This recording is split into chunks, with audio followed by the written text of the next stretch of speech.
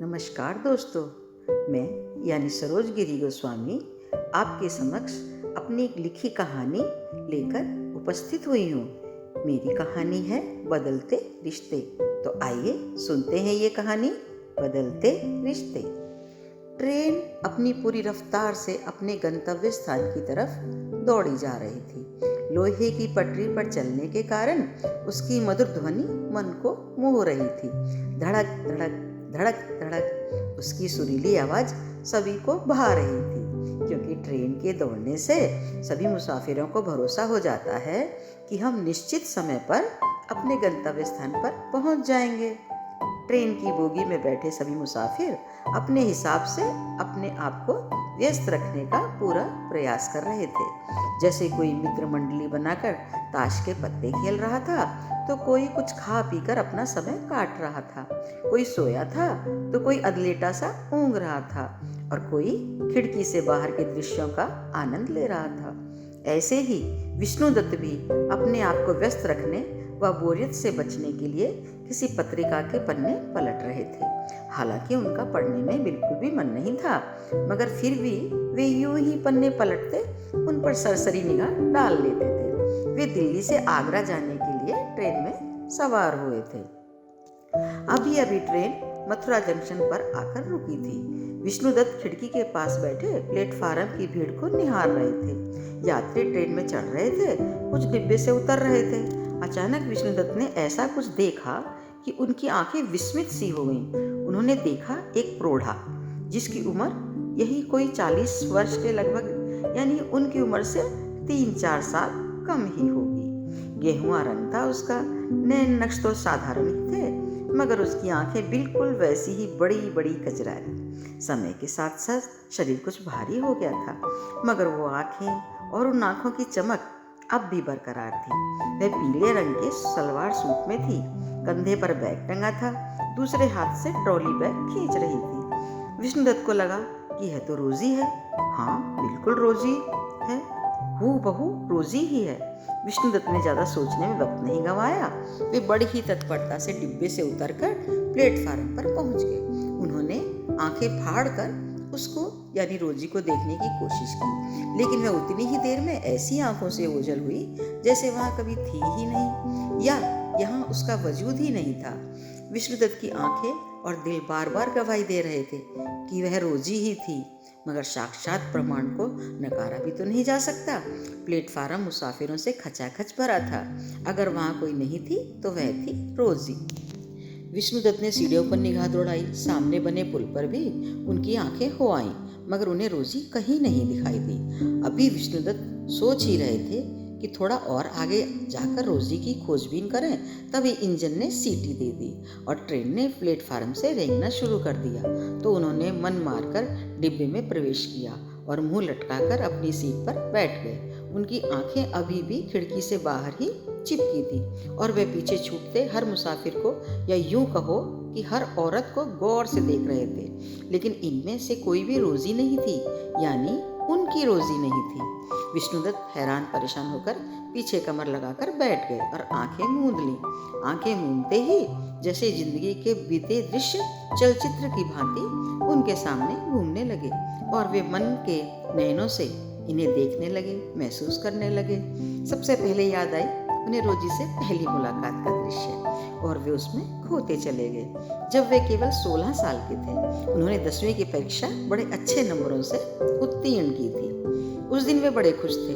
उनकी 10वीं की बोर्ड की परीक्षा में अव्वल आने के कारण उनके पिताजी ने उन्हें मिठाई लाने के लिए पास ही हलवाई की दुकान पर भेजा था।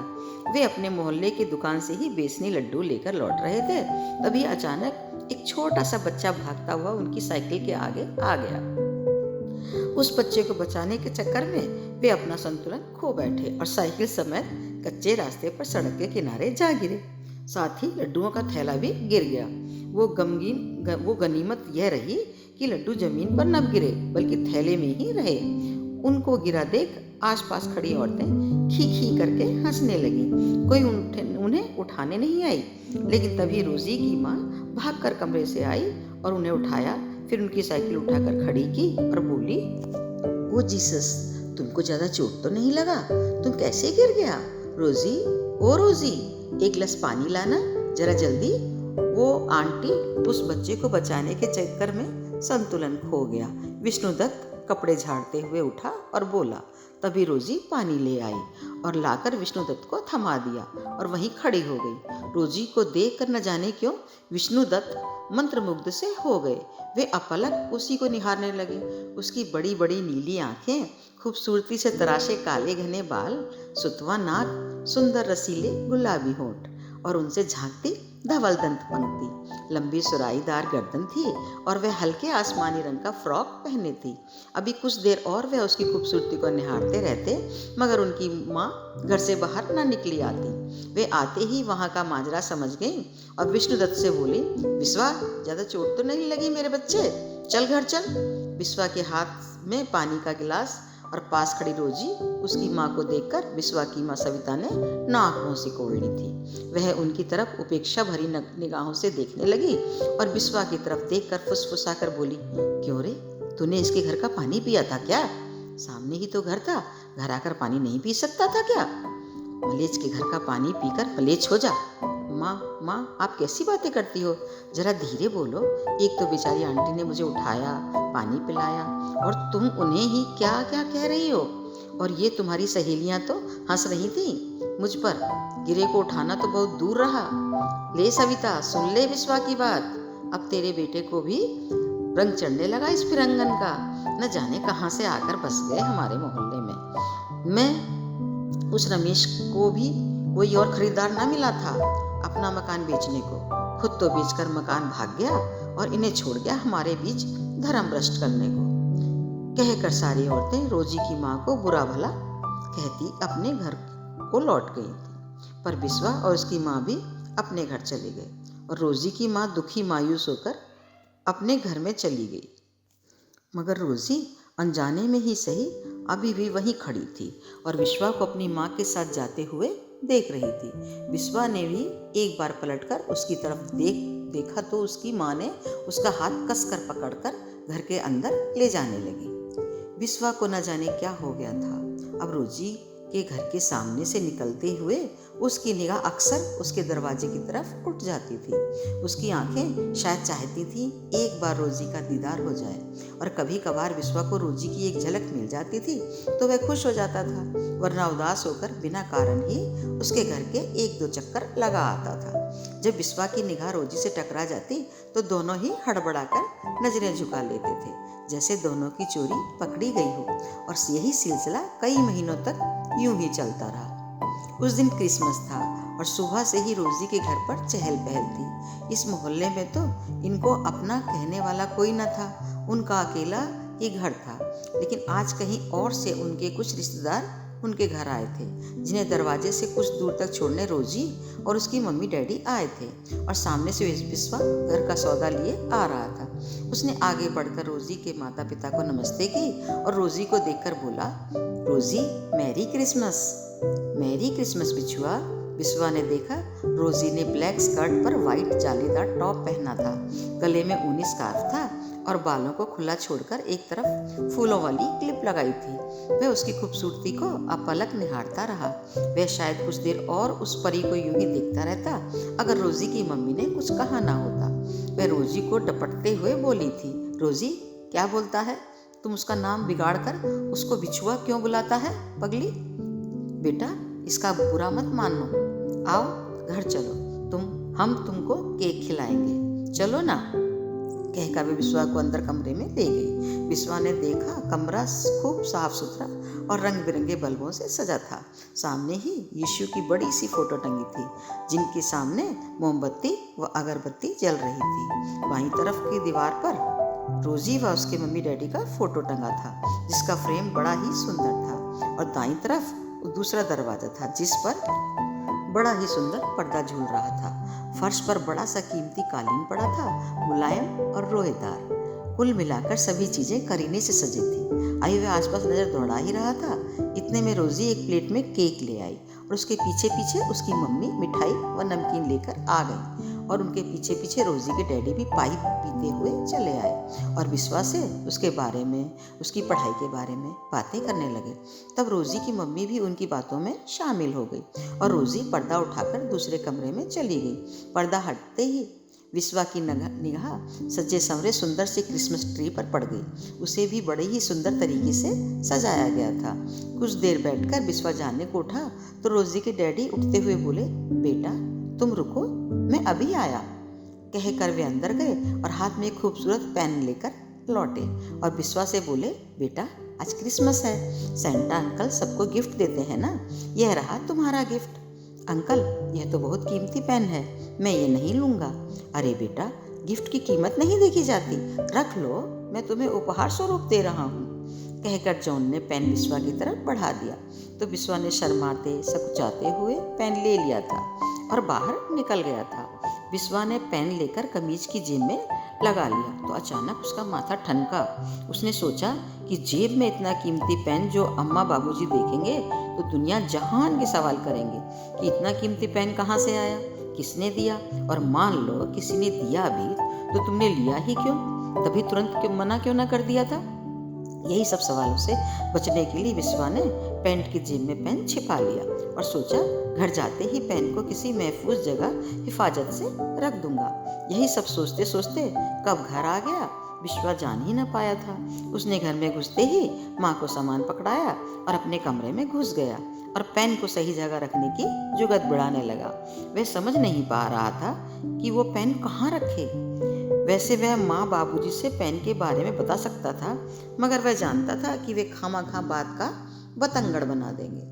इसी कारण इस पेन को छुपाने में ही भलाई थी। यही सोचकर उसने पेन पुरानी किताबों के डिब्बे में रखकर सबसे ऊपर के खाने में रखकर अलमारी का ताला लगा दिया और निश्चिंत हो गया। हंसते खेलते पढ़ते लिखते जिंदगी यूं ही कटती रही। देखते देखते विश्वा कॉलेज पार कर गया और रोजी ने 12वीं की परीक्षा पास कर ली। दोनों अब भी एक दूसरे को देखते मुस्कुराते थे। वैसे उनमें बातचीत अब भी कम ही होती थी। हाँ, दोनों एक दूसरे से मिलने का, ढेरों बातें करने का इंतजार अब भी करते थे।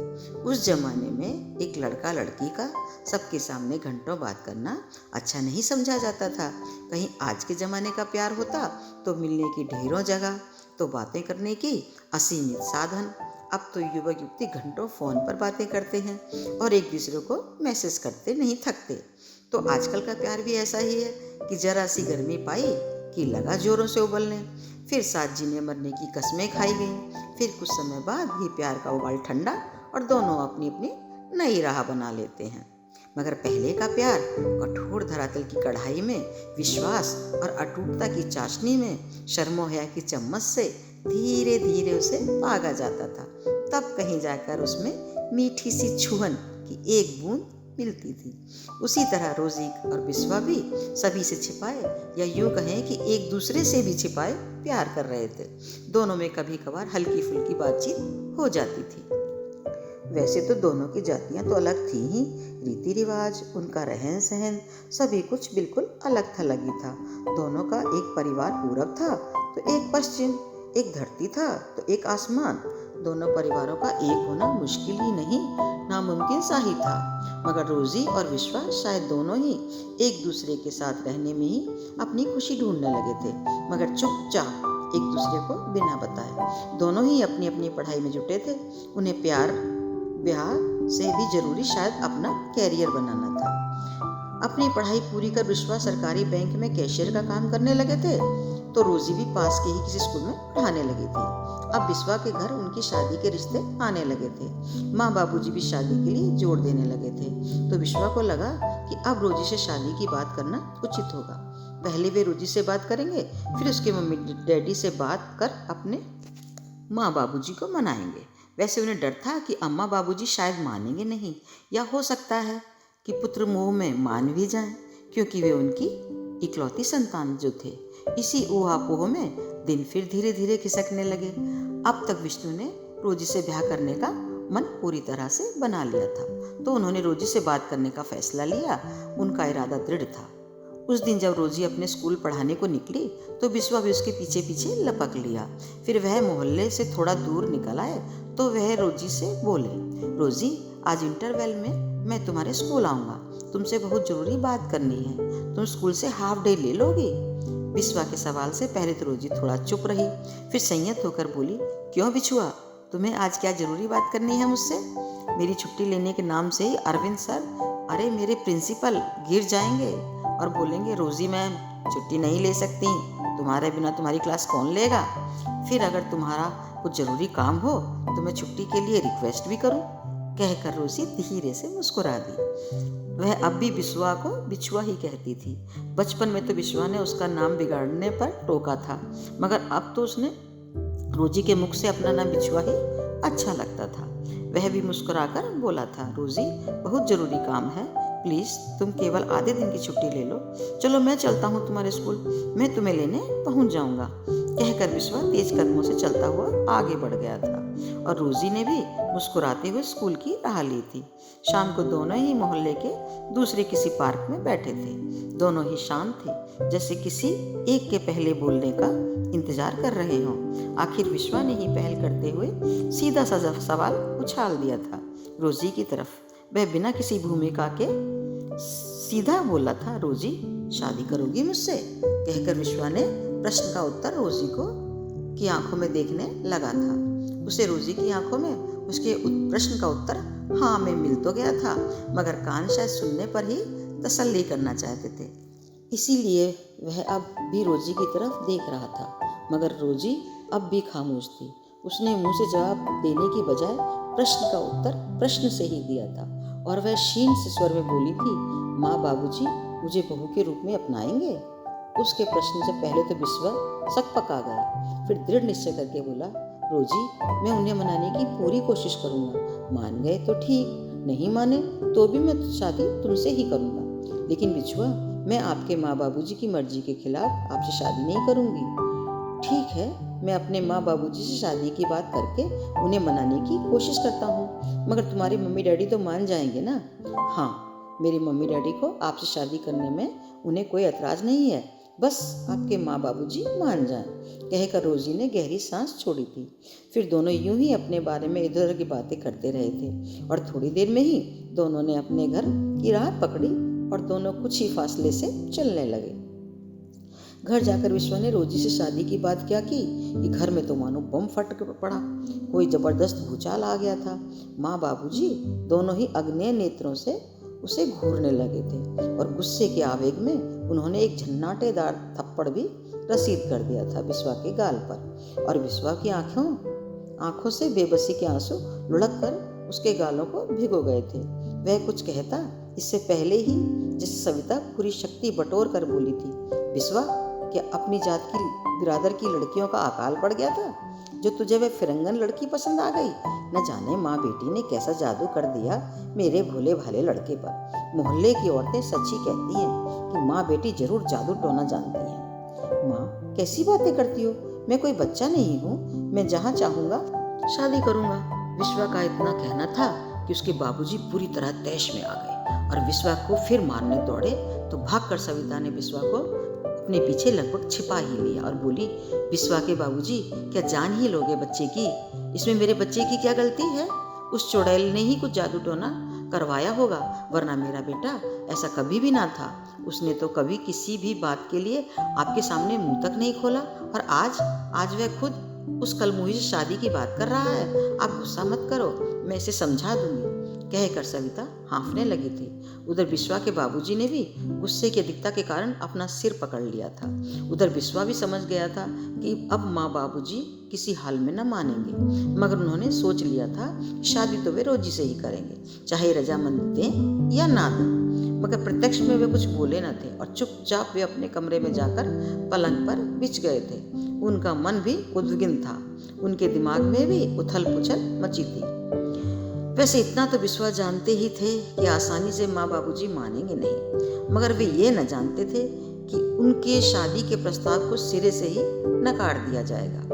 अब वे मन ही मन भगवान से मनौती मना रहे थे कि रोजी शादी के लिए किसी भी तरह राजी हो जाए, फिर तो ना जाने न जमाने की परवाह है और ना ही अपने माँ बाबूजी की।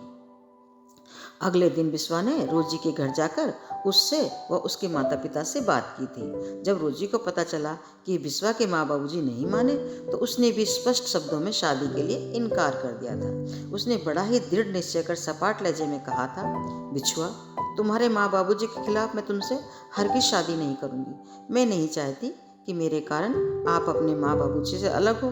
तुम उनकी इकलौती संतान हो, उनके बुढ़ापे की लाठी हो। मैं कभी उनसे अलग नहीं करूँगी तुम्हें। वे मुझे खुशी से अपनाते तब अलग बात थी। जानती हूँ आसान नहीं है तुम्हें भूलना, मगर कोशिश करूँगी तुम्हें भूलने की। और तुम भी मुझे भूलकर अपने माँ बाबूजी की पसंद की लड़की से शादी कर लो। हर किसी को अपना प्यार मिल जाए ऐसा जरूरी तो नहीं है। तुम बस अपने माँ बाबूजी का ख्याल रखना। कहकर रोजी अपने आंसुओं को न रोक पाई और भाग कर अंदर वाले कमरे में घुसकर आंखों से ओझल हो गई। और विश्वा, वह तो मूर्तिवत वहीं का वहीं बैठा ही रह गया। उधर रोजी के मम्मी डैडी भी रोजी की बातों से सहमत थे। वे भी नहीं चाहते थे कि रोजी विश्वा के परिवार की अनुमति के बगैर शादी करे। कुछ देर सभी यूं ही जड़वत बैठे रहे। अंत में रोजी के डैडी ही बोले थे, बिस्वा, हमारा बेटी ठीक बोलता है। वह बहुत समझदार है। औलाद का बिछड़ने का क्या गम होता है हम सब समझ सकता है। अगर हमारा रोजी 1 घंटा भी देरी से आया तो हमारा चिंता से बुरा हाल होता है। तो ये तो हम भी नहीं चाहेगा कि तुम अपना पापा मम्मी से अलग हो। अब ज़्यादा सोचना नहीं। शायद कोर्ट को जिसको तुम्हारा साथ मंजूर ही नहीं है। बेटा, अब तुम अपने घर जाओ और हमेशा उनके साथ रहना। उनको कभी दुख न देना। तुम उनका पसंद से शादी करो। हम भी रोजी के लिए क्रिश्चियन लड़का ढूंढेगा। जाओ बेटा, तुम्हारा मम्मी डैडी तुम्हारा चिंता करता होगा। तुम्हारे घर न जाने से वे परेशान होगा। अब विश्वा को किसी की कोई बात समझ नहीं आ रही थी। वह चुपचाप उठकर कमरे से बाहर चला गया था। बिस्वा 1 हफ्ते से बाहर नहीं निकला था। उसने बैंक से भी छुट्टी ले ली थी। इस हफ्ते में बहुत कमज़ोर सा हो गया था। ना ठीक से कुछ खाता था, ना माँ बाबूजी से ठीक से बात करता था। उसकी दुनिया उजड़ चुकी थी। जिंदगी वीरान जैसी हो गई थी। मुंह सूख कर पीला जर्द हो गया था, मानो उसे पीलिया की बीमारी हो गई हो। वैसे वो बरसों से बीमार हो। वह निष्प्राण निश्चेष्ट सा अपने कमरे में मुर्दा बनकर पड़ा रहता था। एक दिन शाम को वह अपने कमरे में लेटा था तो बाहर से उसे किसी औरत की आवाज़ कानों में सुनाई पड़ी। कोई उसकी माँ सविता से कुछ कह रही थी। जब बिस्वा ने गौर से कान लगाकर सुना तो आवाज़ स्पष्ट सुनाई देने लगी। कोई कह रही थी, सविता दीदी, तुमने एक बात सुनी है क्या? क्या बात बता? मैंने तो कुछ नहीं सुना। आ, पहले आराम से बैठ तो फिर बातें करती रहना। अरे दीदी, बैठने का समय कहाँ है? मैंने तो एक खबर उड़ती उड़ती सुनी थी तो सोचा तुम्हें बता दूं। सुना है वह जो अपने मोहल्ले में फिरंगन थी ना? हाँ थी, तो फिर क्या हुआ उसे? क्या मर गई? सविता ने कर्कश आवाज में कहा। अरे दीदी, कैसी बातें करती हो? वह मरी नहीं। सुना है अपना सुंदर सा घर कौड़ियों के दाम में बेचकर कहीं और चली गई। हाय, चिंटू के पापा कह रहे थे कि हमें जरा सी भी भनक लग जाती तो हम ही उस घर को खरीद लेते। एक तरह से देखा जाए तो सैंत में ही मिल गया गिरधारी लाल को वो मकान। चलो, अच्छा ही हुआ फिरंगन यहाँ से गई। न जाने किस किस तरह का जादू टोना करती थी। ना दीदी, ऐसा कुछ भी नहीं है। वह फिरंगन तो दिल की बड़ी अच्छी थी। सभी के सुख में दुख में काम आती थी। उसकी लड़की अपने मोहल्ले के बच्चों को मुफ्त में ट्यूशन पढ़ाती थी। जब मेरा चिंटू बीमार हुआ तो पैसों की सख्त ज़रूरत पड़ गई थी तो फिरंगन बिना कुछ पूछताछ के 500 रुपया उधार दे दिए थे, जिसे मैं भी थोड़ा थोड़ा करके लौटा रही थी। और अभी तो उसका कुछ रकम बकाया भी था मेरे ऊपर। लेकिन बेचारी बिना तकाजा किए, बिना मांगे ही चली गई। बेचारी बड़ी अच्छी थी। उसकी लड़की भी जहाँ कहीं मिलती तुरंत नमस्ते करती थी। बातें तो इतनी मीठी करती थी कि पूछो मत। एक मेरी बेटी है, किसी से सीधे मुंह बात भी नहीं करती। नमस्ते करना तो बड़े दूर की बात है। हाँ, उसकी तारीफ की कसीदे पढ़ने की जरूरत नहीं है। गई तो गई। मैं तो अब भी यही कहूँगी कि मोहल्ले से बला टली। चल बता, चाय बना कर लाऊं या कुछ छाछ वाछ पिएगी नमक वाली? ना दीदी, मैं कुछ न लूँगी। बस अब चलती हूँ। शाम का नाश्ता पानी भी बनाना है। चिंटू के पापा आते ही होंगे डाक खाने से। चलो, मैं चलती हूँ। कहकर वह निकल गई, मगर बिस्वा का दिल तो बैठ ही गया। अब उसकी रही से उम्मीद भी जाती रही थी। अब अब तक उसे थोड़ा तो विश्वास था अपने आप पर कि शायद वह धीरे धीरे रोजी को शादी के लिए मना लेगा, मगर यह आस की पतली सी डोरी भी टूट गई थी। उसके सपनों का महल आज पूरी तरह धराशायी हो गया था। माँ ने क्यों उसे शादी करने को मना कर दिया था? आखिर क्यों माँ उसे अपने घर की बहू बनाना नहीं चाहती थी? क्या केवल इसलिए कि वे ईसाई थी? अब विश्वा की बेचैनी बढ़ गई थी। वह अपने आप को कोस रहा था कि वह क्यों स्कोप भवन में पड़ा रहा, क्यों उसने बाहर जाकर अपनी रोजी की सुधि नहीं ली, क्यों अपने ही गम में डूबा रहा। रोजी ने जाने से पहले कितना इंतजार किया होगा अपने बिचुआ का। शायद वह मिलकर जाना चाहती हो, शायद वह कुछ कहना चाहती होगी उससे, या शादी की बात मान ही जाती।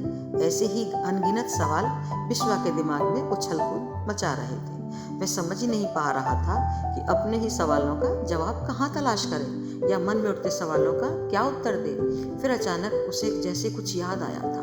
वह उठा और हाथ मुंह धोकर साइकिल उठाकर तेजी से स्कूल पहुंचा। उसे एक छोटी सी आशा थी कि रोजी शायद कहीं उसके मोहल्ले से थोड़ी दूर रह रही हो तो शायद वह स्कूल तो जरूर आई होगी। लेकिन वहां जाकर उसे पता चला कि रोजी 4 दिन पहले ही रिजाइन दे चुकी है और अब कहाँ है यह स्कूल वालों को भी नहीं पता था। विश्वा सुनते ही बावला सा हो गया था। वह गिर ही जाता जो सामने रखी कुर्सी पर बैठा ना होता। थोड़ी देर में विश्वा वहां से लौट आया।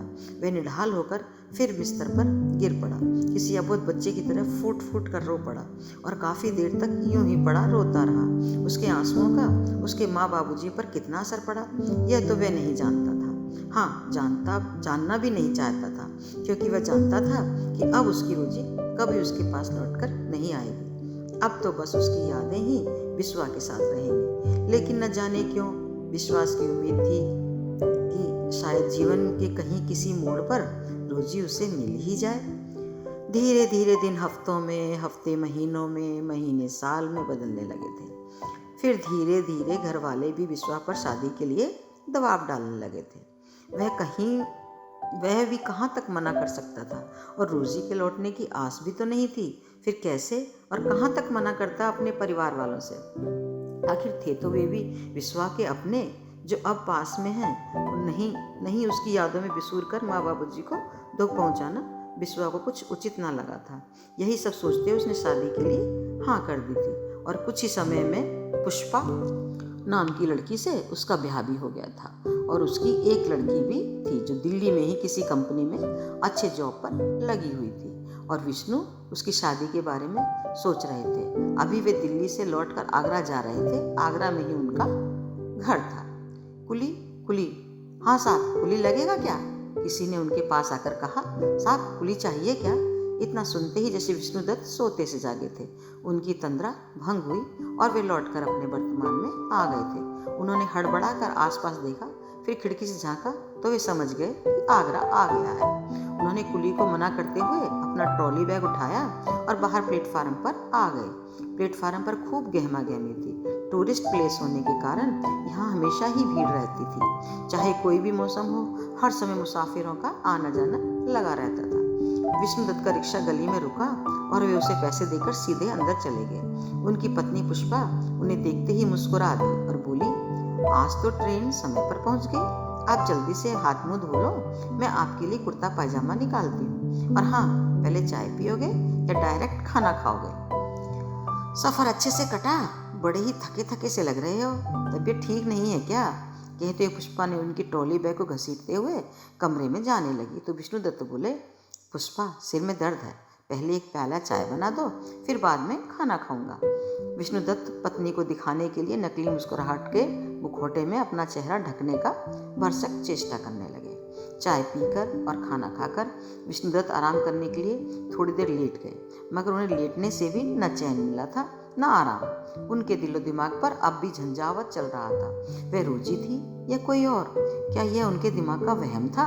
यही सब सोचते हुए न जाने कब उनकी आंख लग गई। विष्णुदत्त कई दिनों तक इसी उधेड़-बुन में रहे कि वह रोजी थी या कोई और। जब उनका मन इस बात पर जोर देता कि वह रोजी ही थी, तो मस्तिष्क तुरंत तर्क देने लगता कि वह रोजी नहीं थी। रोजी होती भी तो क्या कभी इतने सालों में दिखाई नहीं देती? अब विष्णुदत्त ने इस बारे में सोचना ही छोड़ दिया था। काफी दिनों बाद विष्णुदत्त की बेटी दिव्या छुट्टियों पर घर आई थी। उसके आने पर घर में खूब रौनक हो गई थी। उधर पोती के आने की खबर सुनकर उसके दादा दादी भी आए हुए थे। इस बार सभी ने ठान लिया था कि सभी मिलकर दिव्या को शादी के लिए मनाएंगे। अब जब वह अच्छी जॉब पर कर रही है, फिर वह शादी में आनाकानी क्यों कर रही है? और तो और इस बार तो विष्णुदत्त के बाबूजी अपनी बेटी के लिए 2-3 रिश्ते फोटो के साथ लाए थे और वे ये ठान कर आए थे कि इन छुट्टियों में दिव्या का ब्याह ना सही, कम से कम सगाई तो कर ही देंगे। सो उस दिन सभी ने शाम की चाय के समय दिव्या को घेर लिया। सभी बातों के साथ साथ चाय पकौड़े का भी आनंद ले रहे थे। तब उसके दादाजी ने ही दिव्या से शादी की बात छेड़ी थी और वे बोले, दिव्या, इन छुट्टियों में तुम्हें शादी के लिए हाँ करनी पड़ेगी बेटा। हमने 3-4 रिश्ते देखे हैं तुम्हारे लिए, तुम जो चाहो उनमें से पसंद कर लो। हाँ बेटा, दादूजी ठीक कह रहे हैं, आप फोटो देखकर लड़का पसंद कर लो, फिर हम आगे बात चलाएंगे। दादी दादाजी की बात सुनकर दिव्या कुछ बोली नहीं। वह थोड़ी देर खामोश रही, फिर कुछ मन ही मन निर्णय कर बोली, दादूजी, मैं शादी अपनी मर्जी के लड़के से ही करूंगी।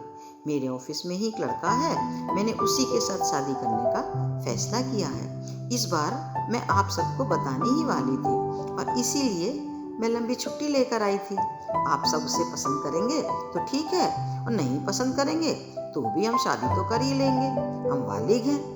दिव्या ने अपनी बातों, अपने विचारों से अवगत कराकर धमाका सा किया था, जिसकी गूंज सुनकर सभी के दिल दहल गए थे और सब सकते में आ गए थे। दिव्या के दादाजी व दादी जी का मुंह आश्चर्य से खुला का खुला रह गया था। उन्हें लगा कि आज 25 साल बाद इतिहास फिर अपने आप को दोहरा रहा है, लेकिन वे आज भी टस से मस न हुए थे। वे आज भी अपने निश्चय पर अडिग थे, मगर वे शांत थे। शायद विष्णुदत्त और उनकी पत्नी की राय जानना चाहते थे, इसीलिए सभी खामोश थे।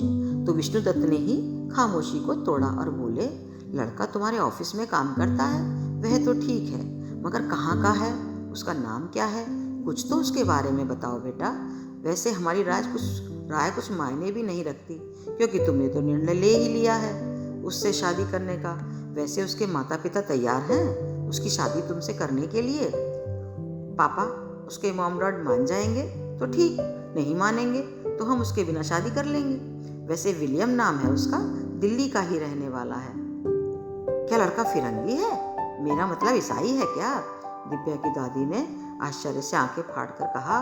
तो दादूजी की भी भ्रुकुटी तन गई थी। पुष्पा भी अवाक होकर दिव्या को घूर रही थी। तो विष्णुदत्त धम से सोफे पर लगभग गिर ही पड़े थे।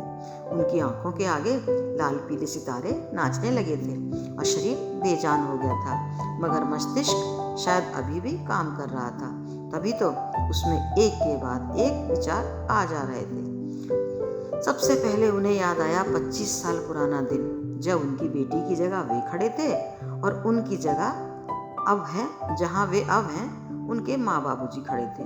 फिर उन्हें याद आया रोजी का भोला सा मासूम मगर दृढ़ निश्चय सा भरा चेहरा, जिसने अपने प्यार की कुर्बान कर दिया था माँ बाबूजी की खुशी के लिए। उसने प्यार पाना इतना जरूरी नहीं समझा जितना एक परिवार को उनका खोया हुआ बेटा लौटाना। और आज उनकी बेटी अपना प्यार जबरदस्ती हासिल ही नहीं करना चाहती, बल्कि बलपूर्वक उसके माता पिता से उसे छीन लेना चाहती है। उसे उस लड़के के माता पिता को दुख होगा, उनका इकलौता सहारा दिखाई नहीं पड़ता, केवल दिखाई पड़ता है तो केवल अपना प्यार, उसे पाने का जुनून। कैसी विडंबना है ये।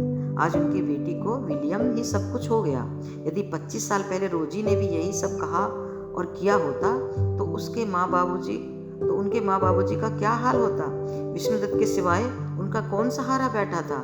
अभी वे कुछ बोलते इससे पहले माँ और बाबूजी एक साथ बोले थे, दिव्या, तू अपनी मर्जी से शादी करेगी तो हम ना तो तेरे साथ देंगे और ना ही तेरी शादी में शरीक होंगे। और रही तेरे पापा मम्मी की बात, तो उनकी वे जाने। चलो कृष्णा, आज रात को ही सामान बांध लो, हम भोर होते ही निकल जाएंगे। आगे ये जाने और इनका काम जाने। कहकर दोनों उठ खड़े हुए और बाबूजी छड़ी टेकते बाहर निकल गए और उनके पीछे पीछे ही उनकी पत्नी कृष्णा भी निकल गई, सविता निकल गई, अपने आप में ही बड़बड़ाती हुई। फिर से वही दिन देखना बदा था किस्मत में। जैसा बाप वैसी बेटी, जिसे मेरी खुशियों में शामिल होना है वे हों जिन्हें नहीं होना, उनकी मर्जी। मम्मी जी, पापा जी, अब आप भी अपना तुगलकी फरमान सुना दीजिए। वैसे मैं पहले ही कह चुकी हूँ कि आपकी ना मुझे कोई मायने नहीं रखती, क्योंकि मैं फैसला कर चुकी हूँ कि मैं विलियम से ही शादी करूँगी तो करूँगी, बस, दैट्स ऑल, इट्स क्लियर। दो टूक बातें कर दिव्या बाहर जाने लगी तो सविता ने उसका हाथ पकड़कर पुष्पा उसका हाथ पकड़कर बोली, दिव्या, हम जानते हैं तुम पढ़ी लिखी समझदार लड़की हो, तुमने अपने लड़का चुना है तो ठीक ही होगा।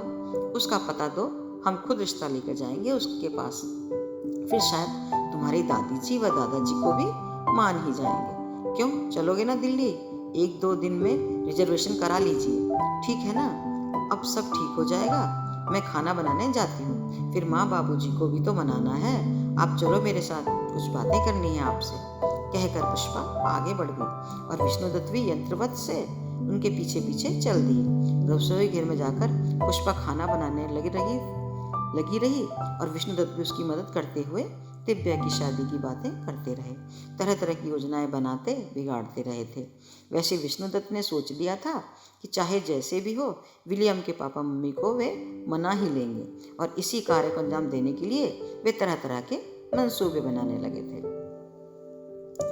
रात के खाने पर उन्होंने माँ बाबूजी को बहुत मनाने की कोशिश की थी, मगर वे दोनों अपनी ही जिद पर अड़े रहे थे।